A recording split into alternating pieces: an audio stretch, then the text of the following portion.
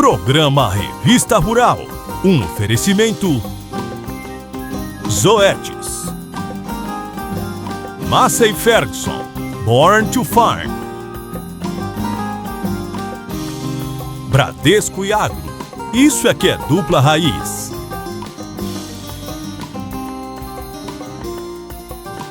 Tortuga, há 70 anos liderando o avanço no campo.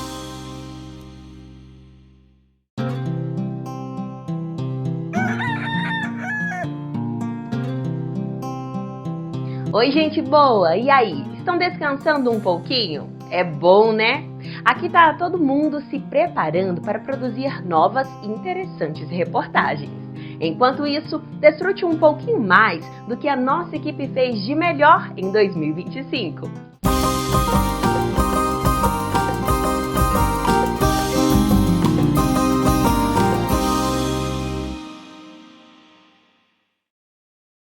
Hoje eu quero te pedir uma ajuda para divulgar o nosso canal. Além do joinha e do comentário, copie o link do vídeo e mande para os amigos, familiares e colegas de trabalho. Você não faz ideia do quanto isso ajuda a gente. E aí, podemos contar com você? Então, muito obrigada de coração.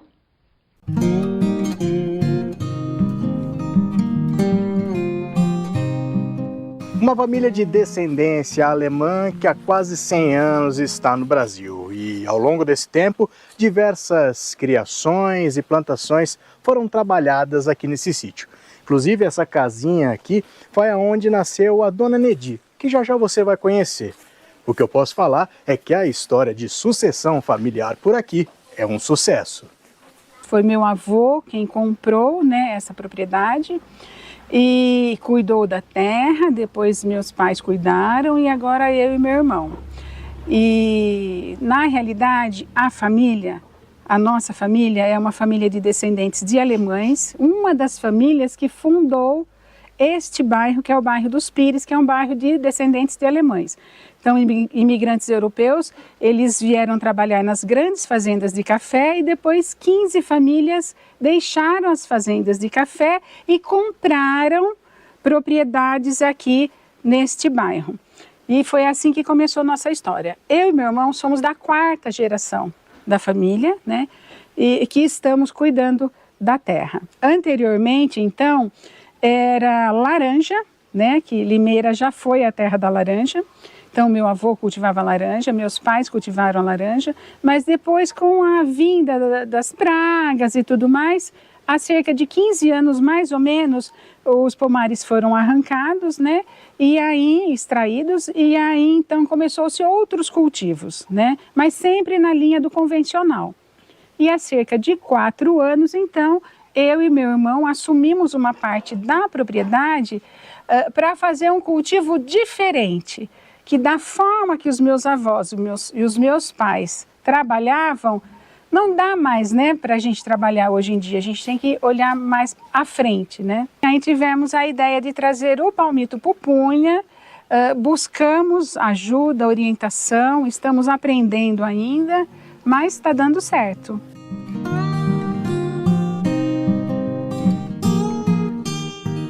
Eu fico muito feliz com isso, assim, dando sequência, Eu gosto. E as próximas gerações têm que levar. Com certeza, a minha neta gosta também da terra, E de criação, apesar que a gente não tem criação mais, mas eu já tive criação, vaca, porco, agora não tem mais.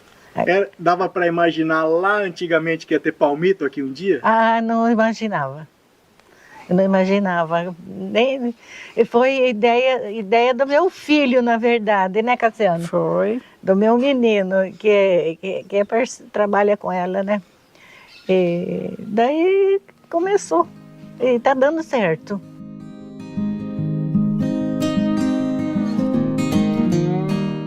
Esse aqui é o 3º ano do cultivo de palmeiras aqui no sítio. Ainda é novo, Cassiana? Mas eu queria, antes de falar um pouquinho mais dessa produção do pupunha, saber como que surgiu essa ideia, como foi a implementação, já que era uma novidade, como que foi todo esse processo aqui para vocês no sítio? Sim, Bom, essa propriedade está com a nossa família há cerca de 100 anos, nós somos a 4ª geração, eu e meu irmão. E então eram os meus pais que cuidavam da propriedade, mas com o passar do tempo, as dificuldades, né, físicas mesmo, né, as limitações, então aí a propriedade começou a ser arrendada, assim, integralmente, né, na sua totalidade. Aí nós resolvemos, há 4 anos atrás, a gente resolveu cuidar de uma parte, pelo menos começar, né, a cuidar. Uma vez que a gente tem essa questão de dar sequência, dar continuidade ao que a família fez, nossos avós e tudo, e nossos pais. Enfim, aí o que vamos plantar? Então meu irmão tinha ouvido alguma coisa, lido sobre palmito pupunha. E aí ele falou, puxa, vamos plantar pupunha? E eu falei, mas assim, como nós vamos plantar pupunha aqui? Não temos, né? Não tem nenhum pomar de pupunha em Limeira. E não temos know-how. Mas ele insistiu, tal. Então, vamos buscar informações técnicas, vamos estudar, né? E foi o que nós fizemos. Livros, artigos, internet, e buscamos, assim, imediatamente a ajuda da CAT, né? Da Casa da Agricultura e também da Secretaria Municipal de Agricultura. E nós somos muito bem recebidos e acolhidos, né? E, então, como que daí nós começamos a receber a orientação técnica mais da Casa da Agricultura, né? Através da engenheira Carla, e já para correção do solo, né? Fizemos análise, aí ela propôs a correção, fizemos a correção do solo, porque esta área era agricultura convencional, então tinha uma outra característica e tudo mais. Então, aí começamos a cuidar do solo, preparar o solo para o plantio que aconteceu há 3 anos e meio atrás, né? Buscamos mudas de qualidade, né, com toda a orientação técnica e assistência, né, da Casa da Agricultura, mudas de qualidade, adquirimos as mudas, preparamos tudo, sem muito uso de muito trator para compactar, enfim, mas fizemos o plantio, né, com adubação mais voltada para esterco, né, para esse tipo de produto. E agora nós temos aqui nosso pomar. Quem vê hoje esse pomar, essas fileiras bonitas aqui, não imagina que antigamente, então, não tinha nada disso. Era zerado esse campo com uma agricultura totalmente convencional. Sim, totalmente diferente, era diferente. E, assim, muito interessante porque é algo novo, né? Então nós precisamos, é uma cultura nova, somos os pioneiros aqui no município, então a gente precisou fazer o sistema de irrigação, porque o índice pluviométrico aqui do município não atende, né, a necessidade do palmito pupunha, e assim estamos. Vocês tiveram que investir também, não só nas mudas, não só na estrutura, mas também nessa questão da água, então. Sim, houve um investimento. O mais pesado foi esse, né, o investimento, que foi a questão da irrigação. E nós adotamos o sistema de gotejamento, né, que goteja no solo mesmo, tem a quantidade certa, tudo. Enfim, quando eram pequenas as mudas ainda, então eram de uma forma, esse manejo, e depois, conforme foram crescendo, isso foi mudando. As mudas, quando nós plantamos, era como se fossem nossos filhos, de você ter que embalar, porque a gente passou madrugadas aqui, fazendo fumacê, para conter geada e tudo, né, para segurar, né, na verdade, para proteger as plantas. Foi um ano que a gente plantou, já na sequência foi um ano que fez frio, então teve geada, a gente cuidou assim muito mesmo, sabe? Cassiana, me explica agora um pouquinho essa parte de campo mesmo, né, da produção. Quais são as características dessas plantas, dessas árvores, o tempo que se leva, a questão de rebrota, de aproveitamento, de perfilho? Aqui, vou mostrar um exemplo para vocês. Nós temos uma planta inicial. Essa aqui nós plantamos a muda, né, e ela ainda não foi colhida. Assim que essa primeira camada de folhas estiver na altura do rosto, né, no pescoço, no queixo, é o momento de ser feita a colheita. O palmito está numa condição assim satisfatória para ser colhido. Depois de colhido, o que vai acontecer? Já tem os perfilhos, né? Então, a pupunheira, ela é uma touceira. Então, daí, aqui nós já temos brotos, tá vendo? Já temos broto aqui. Aqui, menores, olha.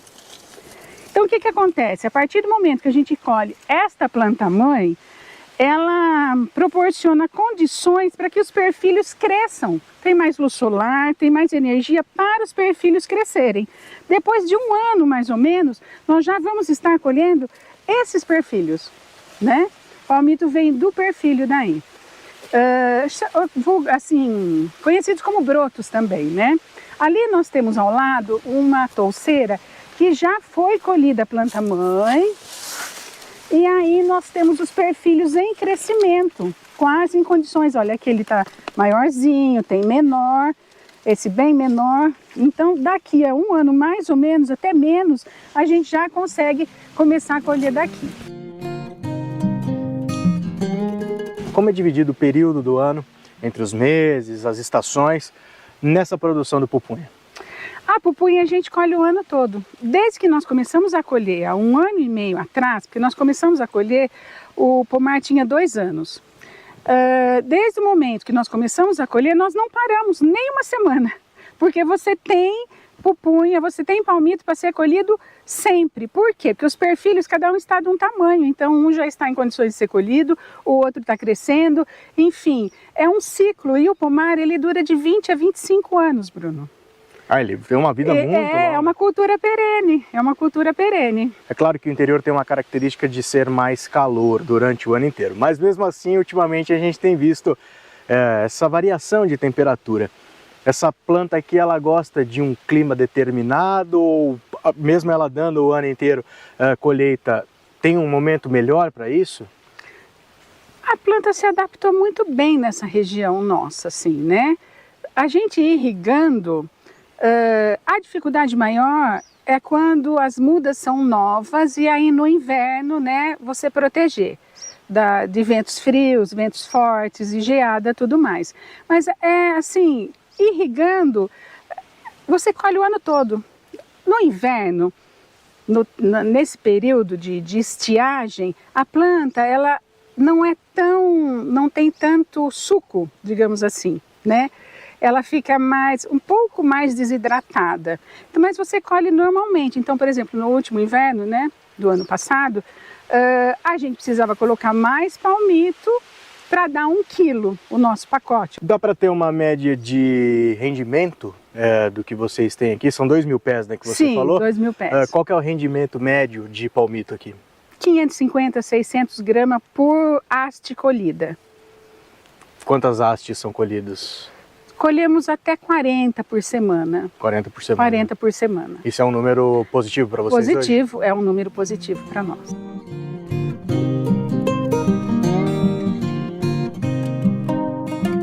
Como qualquer cultura, a sanidade, né, das plantas é uma preocupação para vocês, produtores. Cassiana, Sim. Você estava me contando ali que predadores não existem para essas palmeiras pupunha, mas em questão de doença tem uma que é uma dorzinha de cabeça, né? A gente tem a questão da broca, né? Mas nós fazemos todo o controle da broca que, né, tem atacado sem tanta preocupação, mas a gente faz todo um controle com bioinseticida. Então, a partir do momento que a gente corta a haste, a gente já passa o bioinseticida naquele toco que ficou, e aí o besouro da broca vem para sugar, né, a seiva ali do toco, e ele já vai sugar o bioinseticida junto, que vai fazer esse controle para a gente, né, o controle da broca. Vocês chegaram a ter perdas com a broca? Tivemos um pouco, mas não significativo, nada significativo.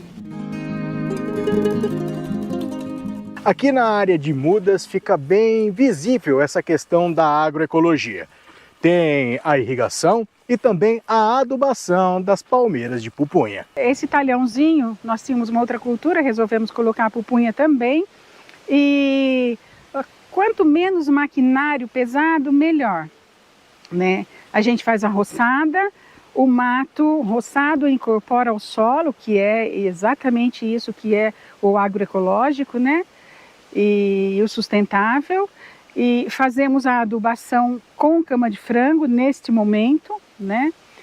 Na época de chuvas, a gente intensifica a adubação com biofertilizante e tudo mais. E dá para ver também aqui nessas mudas menores a questão da irrigação, né? Do gotejo. E essa fase é uma fase que as mudas precisam muito da água.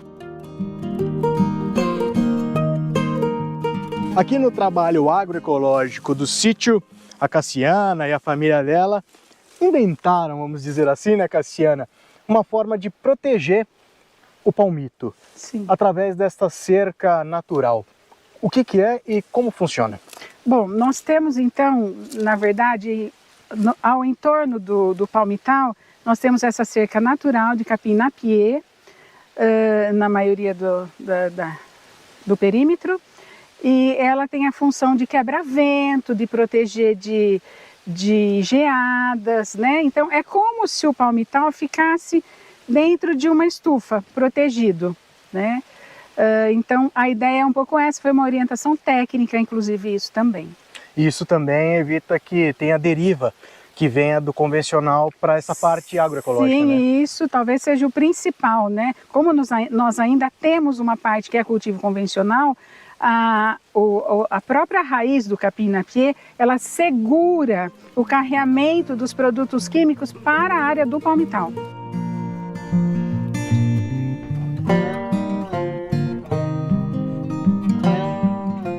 Explica pra gente, Cassiana, quando chega na hora da colheita, quais são os principais cuidados, os manejos e também como é feita essa colheita, aproveitando que o Pimenta está aqui, né, para ajudar a gente. Sim. Bom, então nós temos alguns critérios, né, para colher o palmito.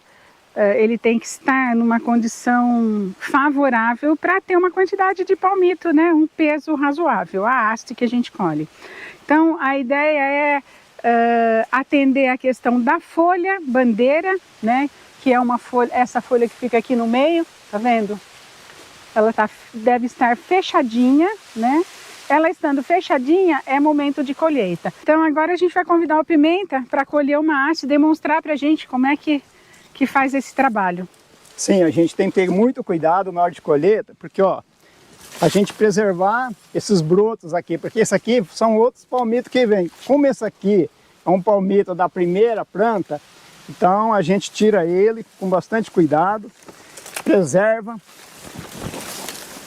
aqui. Primeiramente a gente tira essas folhas,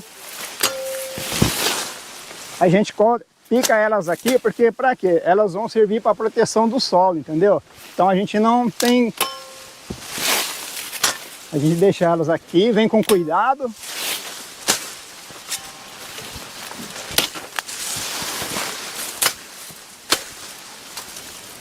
Agora chegou a vez de tirar o palmito. A gente escolhe um lugar que tem menos broto. Tá tirado. Aí, resultado, vamos ter que tirar aqui um tampo, a gente fala tampo, certo?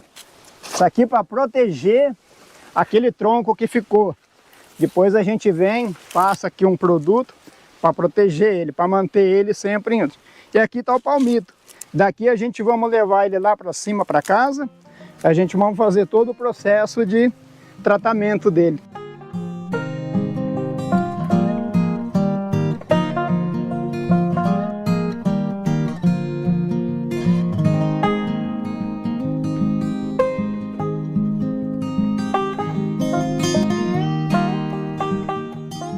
Depois do processo de limpeza, os palmitos vêm aqui para a parte de beneficiamento.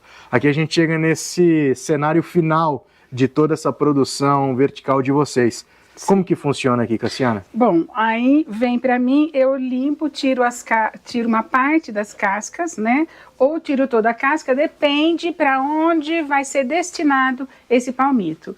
Se for para as feiras, para a feira do produtor rural, para as feiras noturnas, aí eu limpo tudo, tiro só o palmito e ensaco, peso e daí vai para a geladeira. Se for a haste, que a gente acaba mandando também a haste, tem locais que pedem a haste. Aí, então, eu não tiro a casca. Aí eu só preparo a haste no tamanho exato, né? E também vai para a geladeira para ir para o comprador. Você faz uma demonstração Faço, pra gente? Com certeza.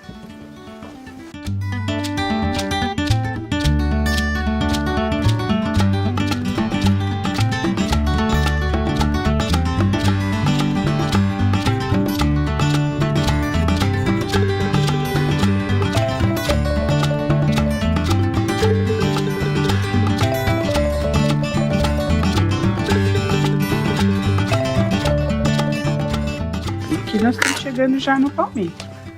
Tá vendo? É um processo simples, né? Simples. É uma coisa simples. Tá vendo? O palmito está aqui. Aí nós cortamos.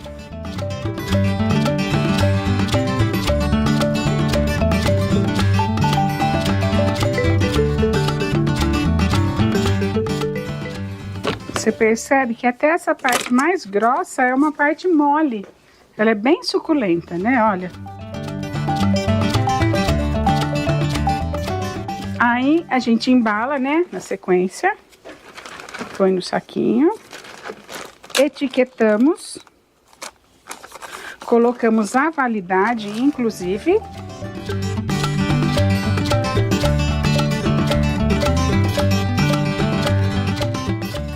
Pesamos, pronto para o consumidor, vai para a geladeira até levarmos para a feira do produtor rural. Cassiana, hoje qual que é o mercado aqui do sítio, para onde vão esses palmitos nessas duas variedades, né, que vocês apresentam? Sim, nós entregamos em restaurantes daqui da cidade e também levamos na feira do produtor rural. E nas feiras noturnas que nós temos, de terça e quinta, a cada 15 dias temos feiras noturnas, então essa venda é feita direto ao consumidor daí. E pessoas que encomendam, né? Porque quem gosta de palmito mesmo, ele prefere um produto mais natural, mais saudável, enfim, livre de produtos químicos e tal, né? E aí nos procura. No nosso Instagram, então daí as pessoas vêm do Instagram, pedem, já tem os clientes fiéis também, que pegam toda semana, já toda semana, no começo da semana a pessoa já manda mensagem: Cassiana, hoje vou querer tanto, essa semana tanto, aí nós entregamos também. Com um plano de negócio definido e apresentado à Casa da Agricultura da cidade, a família Carradas contou com o apoio do extensionismo rural no protocolo de transição agroecológica. No início, a Carla, né, que é a engenheira agrônoma da Casa da Agricultura de Limeira, buscou conhecimento, acompanhou com a Cassiana desde o início.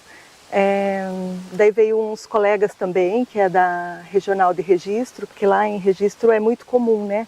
O palmito, a pupunha, então eles também vieram aqui dar uma assistência técnica. Aqui também teve outras políticas públicas, que foi o crédito rural, que é o FEAP Mulher, e futuramente vai ter também o Berços d'Água, que faz parte do PSA, que também é uma política pública. Para quem se interessar e quiser investir no pupunha, a produtora dá algumas dicas para o trabalho com essa cultura. Inicialmente, dê o primeiro passo, tenha a iniciativa. Busque mudas saudáveis, plante o que você gosta, cultive com dedicação, com amor, né? Eu amo palmito, então a minha dedicação ao nosso palmital é integral, é como se fosse um filho.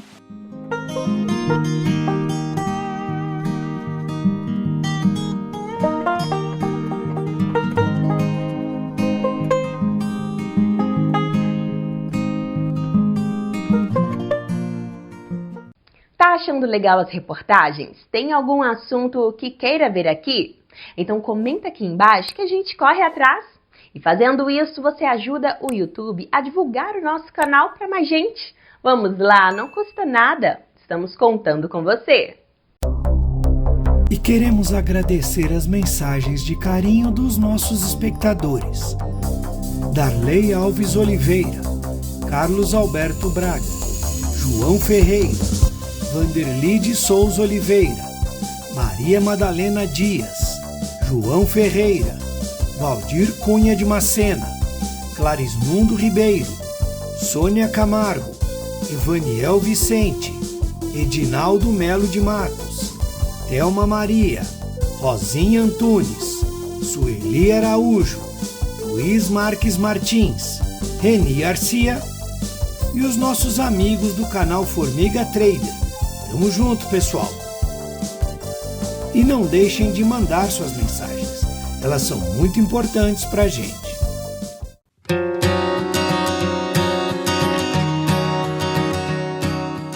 Aqui na Horta das Flores acontecem diversas atividades, dentre elas a compostagem. E aqui quem participa tem um incentivo a mais. Pode trazer os resíduos orgânicos e trocar por uma plantinha. Depois que o munícipe ou o morador ou a entidade separam adequadamente os resíduos permitidos, eles vêm de forma voluntária, eles retiram a matéria seca, afastam essa matéria seca, eles vão abrir um campo aqui, a gente vê aqui a vida aqui se manifestando através das minhocas, nossas amigas trabalhadoras, e aí eles vêm, depositam aqui o resíduo no meio desse espaço. Depois de depositar, eles vão cobrir com um pouco de terra e vão cobrir com a matéria seca de volta. É muito simples. É um trabalho muito fácil, muito simples, e aí cobre. Se precisa estar totalmente coberto, totalmente, para ficar protegido e fazer o trabalho correto da decomposição da matéria-prima. Então, por exemplo, aqui a gente já percebe que precisa de um pouco de matéria seca, senão ela vai ficar descoberta. Aqui tem um pouquinho na lateral, a gente pode trazer para cobrir.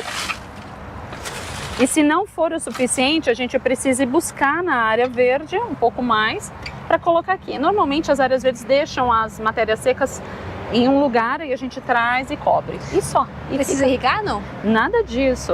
A umidade ela é natural. Quando ela está saudável, porque o resíduo foi bem gerenciado, foi bem separado e colocado, manejado aqui, a gente não precisa fazer mais nada. Ela vai decantando, ela vai descendo, a gente continua colocando. Esse tamanho de composteira, esse padrão Embrapa, tem uma metodologia aqui. Esse padrão aqui pode receber até 500 quilos de resíduos. Esses 500 quilos de resíduos, eles podem virar aproximadamente 400 quilos de adubo. Então é muito produtivo, tudo é aproveitado, nada é desperdiçado. E aí esses 400 quilos de adubo vão para outras plantas e voltam para cá depois de consumidas. E como a gente sabe que já está na etapa de retirar esse adubo? Bom, tem todo um ciclo, né? Vocês podem ver, vocês podem filmar aqui, tem outras leiras laterais. A comunidade, ela usa somente 2 leiras. Ela usa a 5 e a 6. Elas vão depositando aqui. Daqui tem um ciclo de 90 dias, elas vão passando para as outras leiras. São ciclos que o grupo Compostai, que é uma professora e os alunos, cuidam disso. No término desse ciclo, aproximadamente 90 dias, eles peneiram e depositam o adubo prontinho, de alta qualidade, inclusive já foi feito teste em laboratório, tem muita qualidade esse resíduo. E aí o adubo fica ali disponível. O biofertilizante também é extraído daqui, desse processo cíclico, e aí fica tanto à disposição da própria área, quanto à disposição da comunidade que usa o espaço. Vinha, a gente está em São Paulo. São Paulo não tem uma área assim tão ampla em todas as moradias. Mas se eu quero fazer isso, de repente, num apartamento um pouquinho maior, dá para fazer isso com uma estrutura diferente? Sim, dá. E tem outras metodologias que você consegue usar. Tem os minhocários, são aquelas caixas. É bem democratizado o processo do minhocário. Mas tem outras metodologias. Tem uma metodologia que a gente recomenda, inclusive para apartamentos, que chama método Lages de compostagem, que é muito prático e você consegue compostar tudo. Você consegue compostar desde os resíduos da alimentação, no método Lages, até os cocozinhos dos pets, por exemplo. Então, você consegue gerar novos produtos. Mas é importante deixar claro que o resíduo que é colocado como resíduo de hortifruti, ele serve para produzir novos alimentos. Outros tipos de resíduos, como de banheiro e etc., ele vai servir para uma outra finalidade, não para alimentação. Mas tudo vira um novo produto, tudo vira adubo para adubar ou áreas de paisagens ou alimentos. Desde 2022, o projeto Minha Smart Ecovila já recebeu mais de 50 toneladas de resíduos que seriam destinados ao aterro sanitário e traz aos participantes a alternativa de uma nova fonte de renda. No nosso modelo, que envolve uma microeconomia verde circular, a pessoa ela pode sim começar através de boas práticas, através das trilhas de educação, entender como ela consegue iniciar esse processo dentro da própria residência dele, fazendo a separação adequada dos resíduos, destinando adequadamente, quais são as metodologias para fazer dentro das casas. E a partir disso, à medida que ele vai evoluindo no trabalho, vai gerando um novo produto, ele pode sim comercializar isso dentro da própria cadeia, usando a tecnologia para fazer esse serviço de economia circular para a cidade. Você pode citar para a gente alguns fatores que podem tanto interferir no processo de decomposição como também causar mau cheiro? Sim, existem boas práticas para se fazer cada uma das metodologias de compostagem, seja no ambiente aberto ou um ambiente fechado. Se não se segue essas boas práticas, pode atrair vetores que não são convenientes para áreas residências, para qualquer área, mas principalmente áreas residenciais, pode causar mau cheiro, sim. E, inclusive, uma boa compostagem tem cheiro nenhum, tem um cheiro gostoso, inclusive de natureza. Isso já é um índice, um indicador de que da saúde ou não da compostagem, e é só seguir as boas práticas que dá certo 100%. No caso da Horta das Flores, o método aqui é vermicompostagem, ou seja, utilizam-se os invertebrados, as famosas minhocas, os famosos piolhos de cobra, que são os gôngolos. Eles vão fazer esse trabalho gratuitamente para a gente, fazem feliz da vida, inclusive, esse trabalho. O que acontece para a metodologia da vermicompostagem, que é o termo técnico difícil, mas a gente pode usar o termo minhocário ou minhocas, as pessoas separam os resíduos naturais na hora de fazer as refeições, cascas de frutas, legumes, verduras, pode um certo nível de cítricos como limão e laranja, mas não pode ser em demasia, então precisa haver um bom equilíbrio desses resíduos, o que não é permitido, porque não vai trazer saúde para a compostagem, são alimentos cozidos, carnes, falando do método de minhocas, carnes cozidas e outros alimentos não deixam a composteira muito saudável. Então, ou seja, concentra em cascas de ovos, frutas, legumes e verduras, que as minhocas vão ficar felizes, vão fazer esse trabalho num ciclo médio de 90 dias, e aí tem todo um processo para deixar esse adubo bem com muita qualidade, e ali volta para o próprio espaço verde. Em 7.000 metros quadrados, o desenvolvimento sustentável e a educação ambiental acontecem na prática. A gente tem muitas atividades, porque são muitos coletivos que trabalham junto, né, como um guarda-chuva da Horta das Flores. Então a gente tem um trabalho com orquídeas que são resgatadas e são replantadas em vários parques, tal como revitalização, que chama Orquideia. A gente tem a parte da letraria, que eles recebem doações de livros e distribuem na periferia. A gente tem a parte aqui das punks, que são 3 professoras que cuidam, que fazem muitas pesquisas e sempre acabam envolvendo os alunos de faculdades, de várias faculdades de São Paulo. A gente tem a parte embaixo do jardim de ervas aromáticas e medicinais, que é uma coisa também muito interessante, que a gente faz muita pesquisa e descobre. E tem o estágio de alunos, né, de biologia, que hoje em dia é muito difícil ter um campus assim para eles poderem mexer com a terra, operar. Então isso me dá muita satisfação, que eu faço questão de assinar um por um, entendeu? Já passou de 500, assim, eu já assinei nos últimos anos, assim. Então é muita coisa que acontece. Fora os cursos regulares, assim, né, que a gente tem curso de plantio, curso de rega, curso de muitas coisas. A finalidade não é comercial, mas quando tem algum excedente, vocês destinam para algum lugar? A gente entrega para 2 instituições aqui perto da Moca. O Bom Par, que é perto de 1 quilômetro aqui, que acolhe pessoas de rua, e o Arsenal da Esperança, que é um movimento maravilhoso aqui do Padre Simone, que é nosso amigo também, e a gente tenta ajudar muito lá. Nos eventos a gente sempre pede doação para eles também, então é uma parceria muito boa.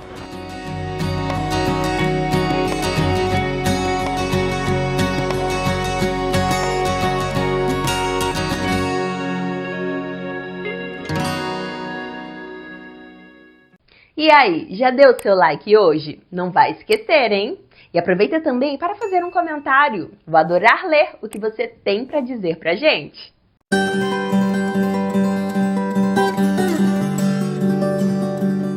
Se destacando cada vez mais no cenário da fruticultura nacional, o cultivo do abacate tem levado o estado de São Paulo à liderança da produção da fruta no país, com 159.444 toneladas, e seu valor de produção está na casa dos 360 milhões de reais.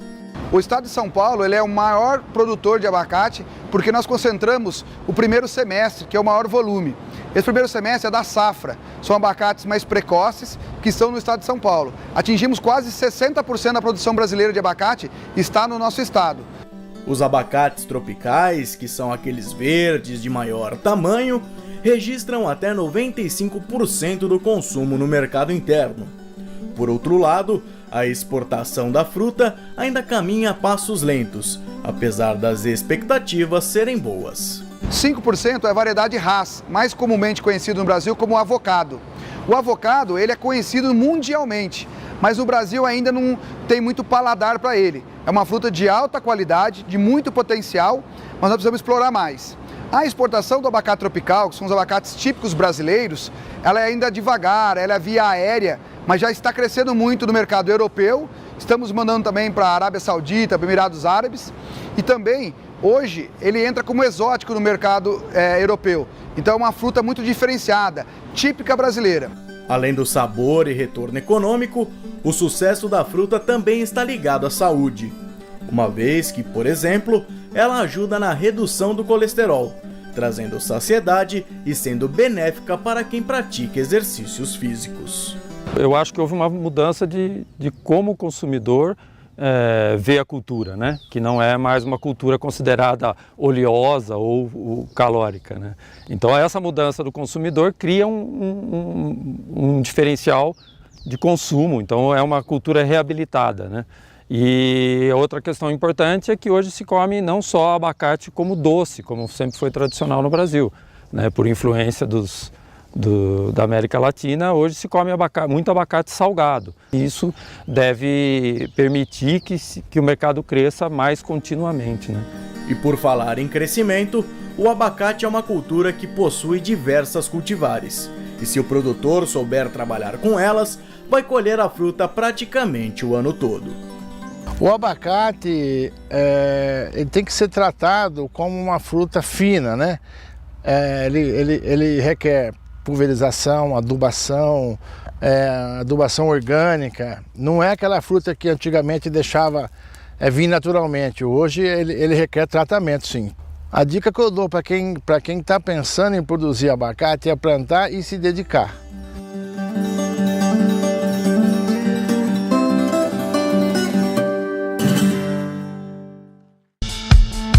Você já viu o RR News dessa semana? Pois olha, ele tá cheio de notícias importantes sobre o agronegócio. O RR News é o novo jornal da Revista Rural, que traz tudo o que rolou durante a semana e o que é melhor, com a qualidade que você já conhece. É só acessar o nosso canal no YouTube e assistir. Vale a pena!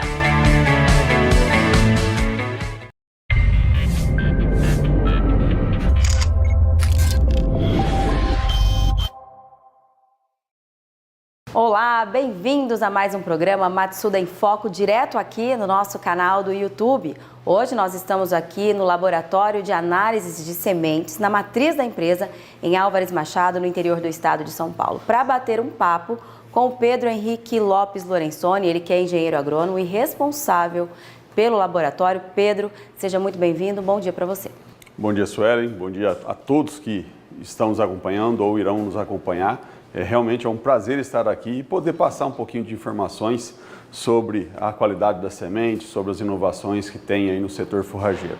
Muito bem, como é que a inovação e a tecnologia ela tem influenciado a qualidade e a eficiência das sementes de pastagens que são produzidas pela empresa? Hoje as inovações elas ocorrem de uma maneira muito dinâmica. Antigamente, para você ter uma melhoria em um determinado setor, levava-se aí vários anos.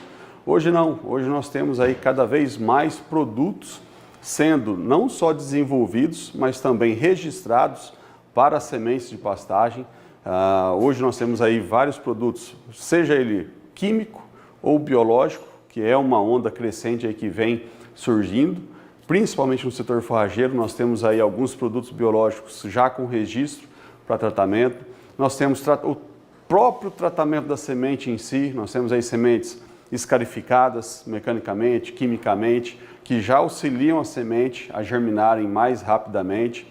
Nós temos revestimento de semente com diversas tecnologias, uma mais focada para plantio a lanço, outra mais focada para plantio direto, outra mais focada num bem-estar sustentável, no caso das sementes Green Star, que além dos tratamentos com fungicida, nematicida, biológico, ela também tem uma composição 100% livre de microplásticos, então uma tendência aí do mercado europeu. Então, cada vez mais essas inovações, essas demandas vão sendo trazidas para dentro da empresa e vão sendo aí trabalhadas e desenvolvidas para que realmente a gente possa atender o produtor com os produtos que ele deseja.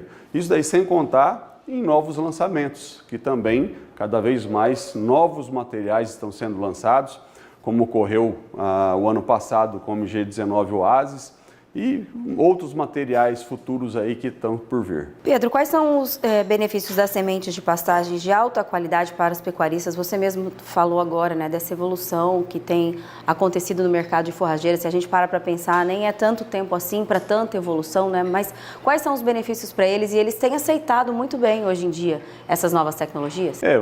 Por exemplo, numa semente incrustada, ele está levando para dentro da propriedade todo um pacote tecnológico. Não é simplesmente semente, é um pacote.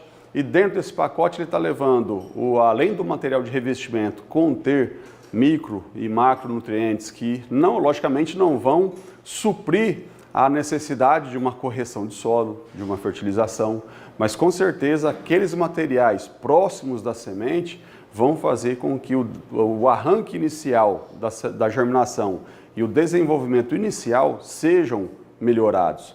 E lembrando também que uma tecnologia de recobrimento facilita a regulagem de equipamentos. Então, normalmente, quando vai realizar o plantio, seja a lanço ou em linha, uma semente revestida que tem uma uniformidade em seu tamanho, em seu recobrimento, melhor do que a própria semente nua, com certeza isso daí favorece você ter uma distribuição das sementes, independente da forma de plantio, de uma maneira mais uniforme, mais homogênea. E lembrando que se a gente tem um bom plantio, uma boa semeadura, obviamente a gente consegue reduzir os gastos com volumes de semente. Então a gente consegue diminuir a quantidade de sementes a serem distribuídas por hectare e com essa quantidade reduzida, nós termos aí uma excelente formação de pastagem ou formação de palhada, dependendo da aplicação que esse material venha a ser adquirido. E, obviamente, uma semente de qualidade vai ter uma germinação rápida, como a gente comentou, às vezes o recobrimento composto desses macro e micronutrientes, às vezes alguns produtos biológicos que auxiliam o desenvolvimento radicular, criam uma película ali que favorecem também o desenvolvimento e a absorção de nutrientes, faz com que a planta, depois de germinada, ela tenha um desenvolvimento mais rápido. Se ela tem um desenvolvimento mais rápido, obviamente eu consigo antecipar o pastejo. Então eu consigo entrar com os animais precocemente, aí eu ganho aí, às vezes 20, 30 dias de antecipação do uso dessa pastagem. E obviamente isso aí acaba trazendo um benefício lucrativo no bolso do produtor.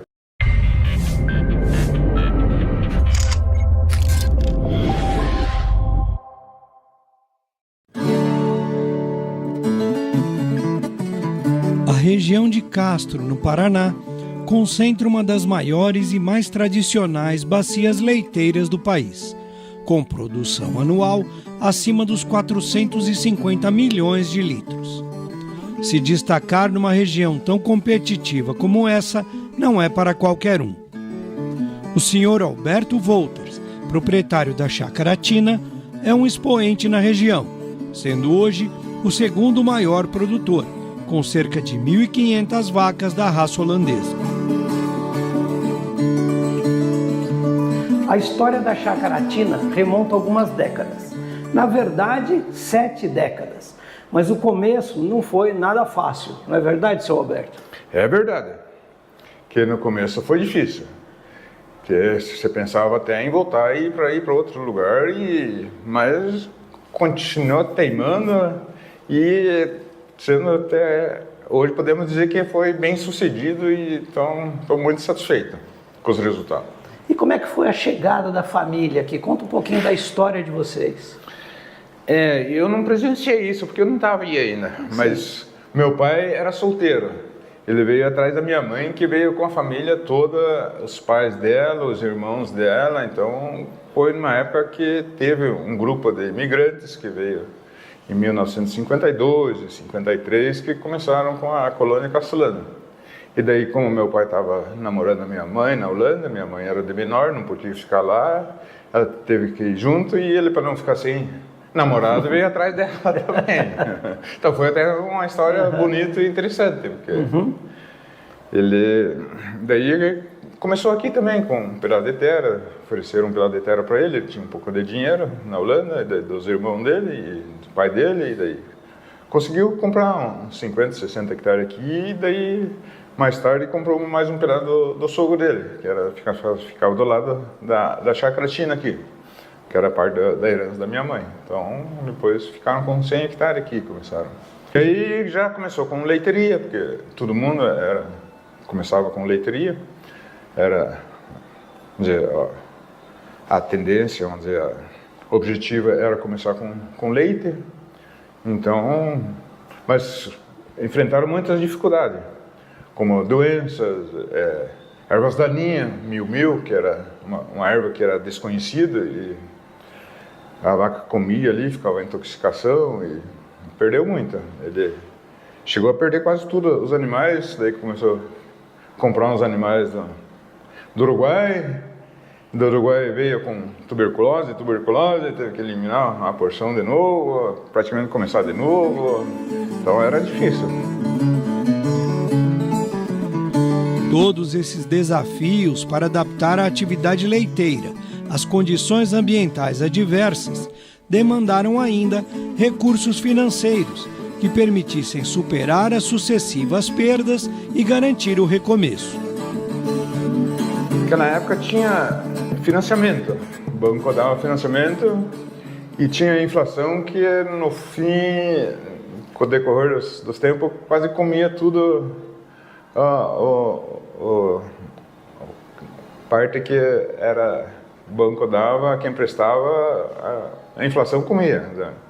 Quando ele fez essa ordenha, era um valor e as parcelas eram em 15 anos e a parcela no final não dava valor de uma carteira de cigarro. Então, teve suas vantagens com a inflação, quando fez o empréstimo, era juro fixo. Então, umas coisas que teve muitos benefícios. Quem pôde aproveitar, quem pôde fazer dívida, teve uma época que era muito vantajoso. Muita gente aproveitou. Devia ter aproveitado muito mais, se soubesse, né? Mas passou essa época. Hoje em dia já é bem diferente. Hoje em dia você pega um dinheiro emprestado, paga 15% de juros e o teu produto abaixa 15, 20%. No caso da soja, teve 210, hoje está 130. Então, se você tiver dívida, você paga 15% de juros e mais teu produto está desvalorizou. Então, daí, na verdade, é uma diferença de quase 40, 50% ao ano.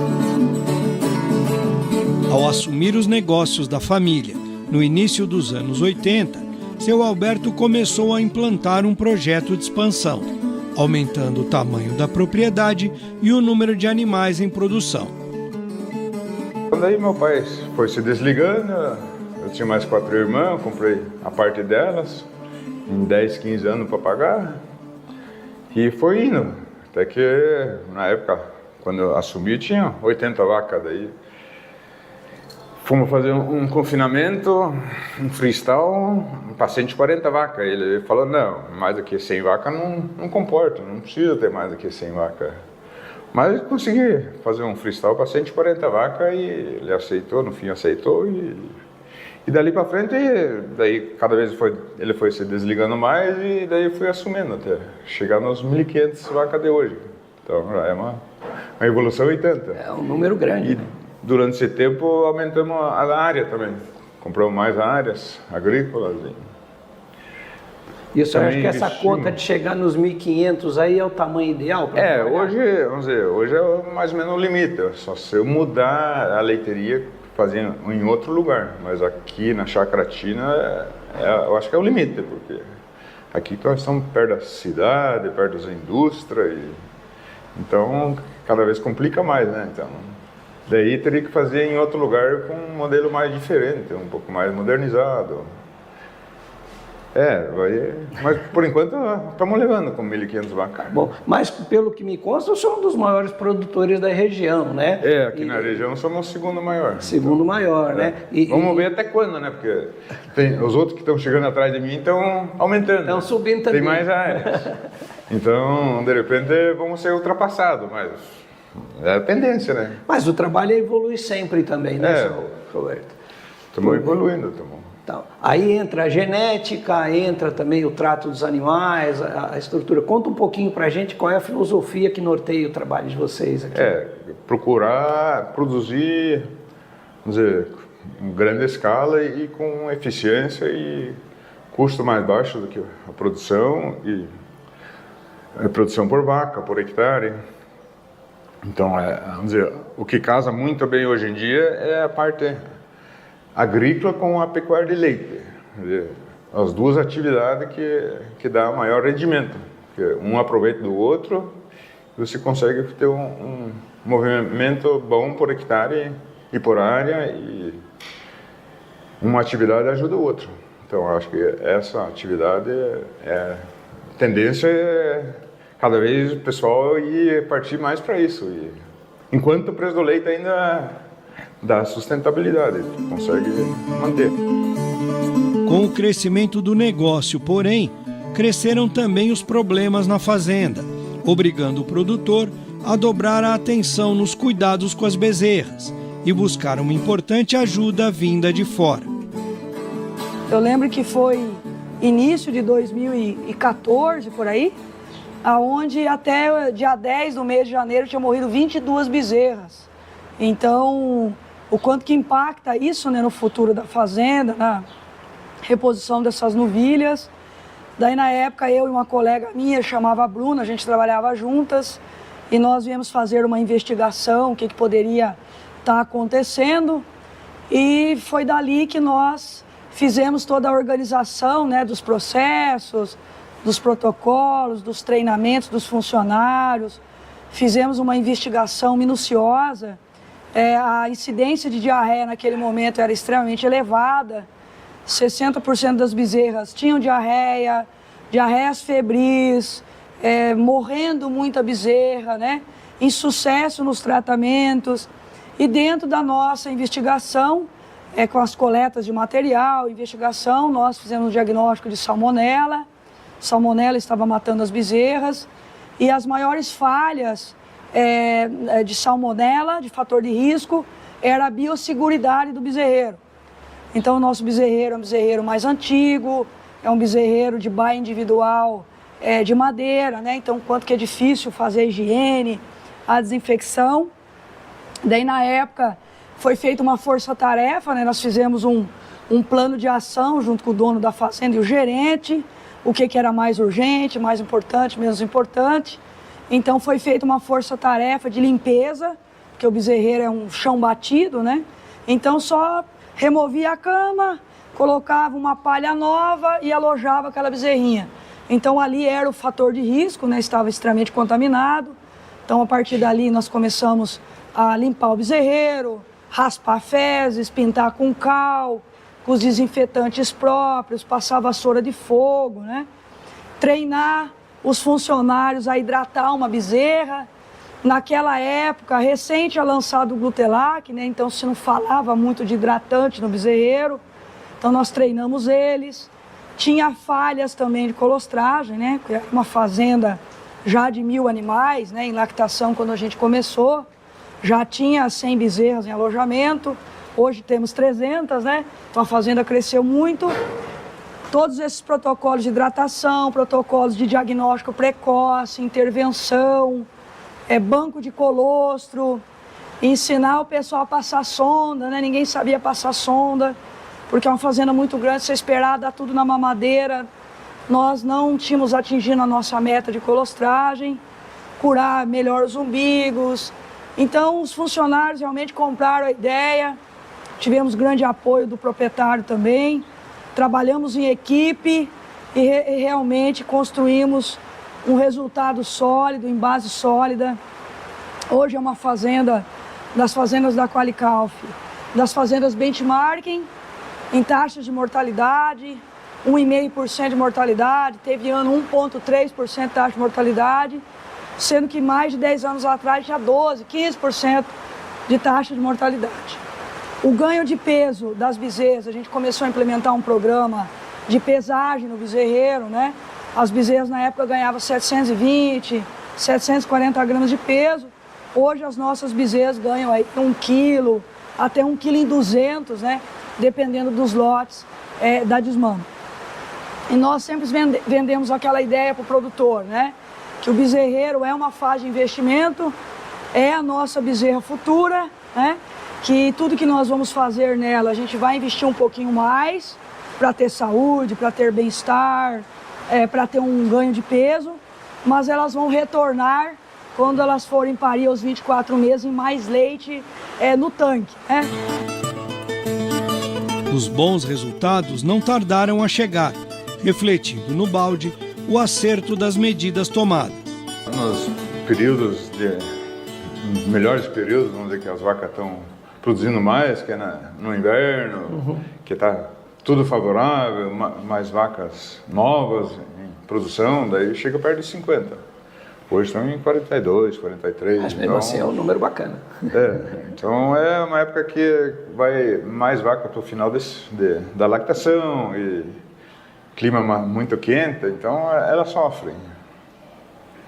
Mas faz parte, todo ano assim.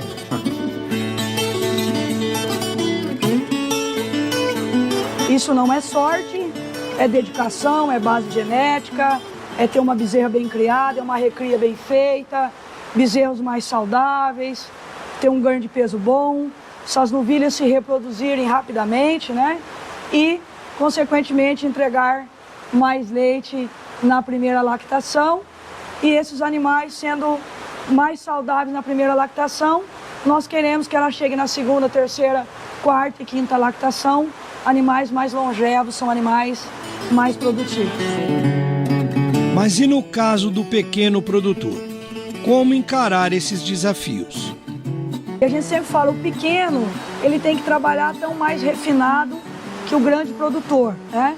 Hoje, por exemplo, dentro da nossa consultoria, trabalhar gestão, trabalhar números que monitorem ganho de peso, diarreia, pneumonias, incidência de mastite, o pequeno produtor ele tem que ser até mais tanto refinado. Por que eu falo? Se um produtor tem 20 vacas em lactação, né? E vai descartar uma vaca de mastite, ela representa 5%. Uma fazenda de 1.000 vacas, 1.600 vacas como hoje, eu descartar uma vaca de mastite não representa muito, né? Então tem que ser bem mais refinado. Nós temos aí 300 bezerras no leite, perdemos 1, 2 bezerras, não impacta, mas um pequeno produtor impacta, né? Porque essa novilha vai ser a reposição dele daqui 2 anos, para descartar uma vaca mais velha, uma vaca de 3 tetos, uma vaca que já não é mais produtiva, uma vaca que já está com dificuldade de emprenhar. Então, ele tem que ter uma gestão também. E eu sempre falo, né, eu sou filha de pecuarista, quando nós cuidamos, o pequeno produtor é mão de obra familiar, o olho do dono engorda o boi, né? Quando nós estamos numa fazenda grande, nós estamos envolvendo mais pessoas, né? Mais funcionários, mais pessoas. Então a gente sempre fala que é mais complexo o processo, né? Hoje no nosso trabalho, 70% do tempo nosso a gente trabalha com as pessoas, com os funcionários e 30% com os animais. Porque nós queremos mais prevenir doença do que remediar doença, né? Então a gente tem que trabalhar com pessoas e às vezes nem todos jogam o gol, né? Então é mais complexo o processo, embora nós temos excelentes funcionários nas fazendas também, né? Desde que sejam treinados, orientados, dê recursos para eles trabalhar, né? Ter uma remuneração justa, então tudo dá certo também. E vai ganhando confiança, né? Porque os resultados vão vindo. Acho que logo quando você chega com a ideia, talvez às vezes a pessoa, será que dá certo? Mas aí os resultados começam a vir, vai criando uma relação de confiança. Exatamente, porque você quebrar paradigmas, né? Quebrar a rotina que você já está acostumado, mudar o jeito de aleitar, usar a sonda para dar colostro, intensificar programas de vacinação, né? Vamos cortar um umbigo longo, tira da zona de conforto, né? Dá um pouco de estresse no início, é normal, mas a gente sempre compartilha os números com os funcionários para mostrar que tudo que eles estão fazendo está dando resultado, está dando certo, né? Funcionário recebeu um parabéns, recebeu um elogio, né? Muitas situações a gente dá um brinde especial junto com a fazenda para mostrar que tudo aquilo que ele fez deu certo no final.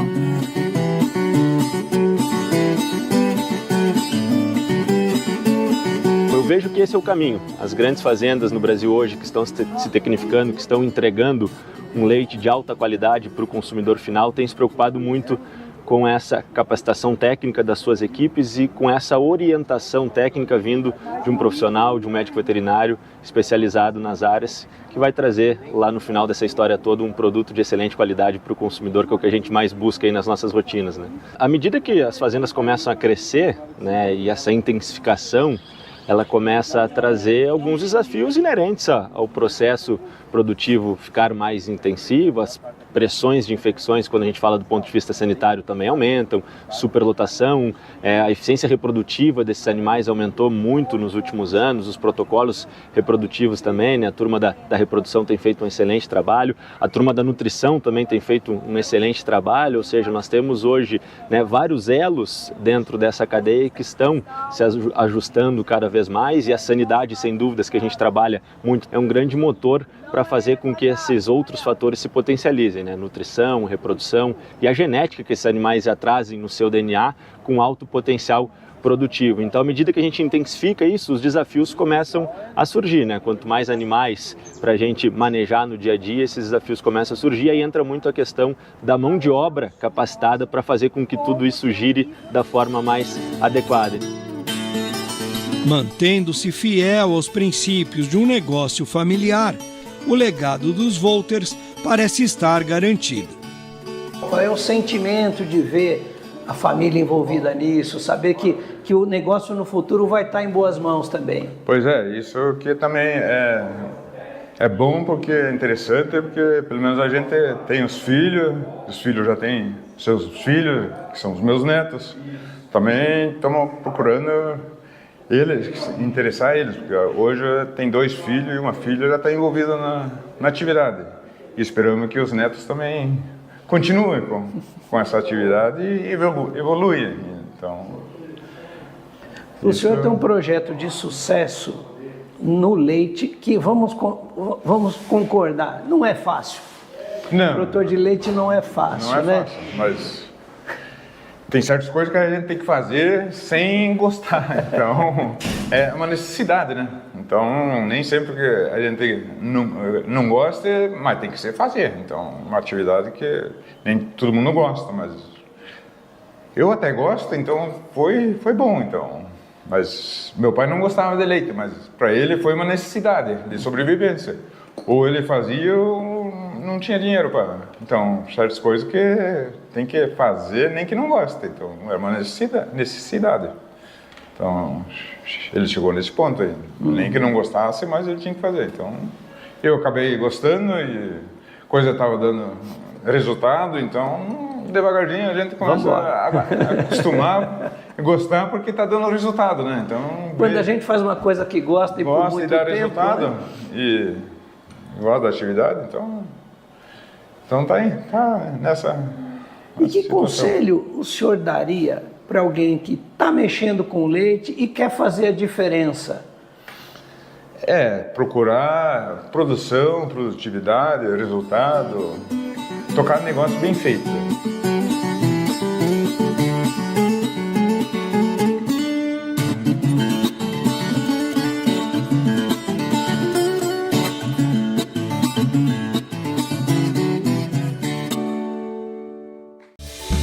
Gostou do programa? Semana que vem tem mais. Não esqueça de dar o seu like e fazer um comentário abaixo. A gente precisa muito dessa força, viu? Fiquem com Deus e até a próxima!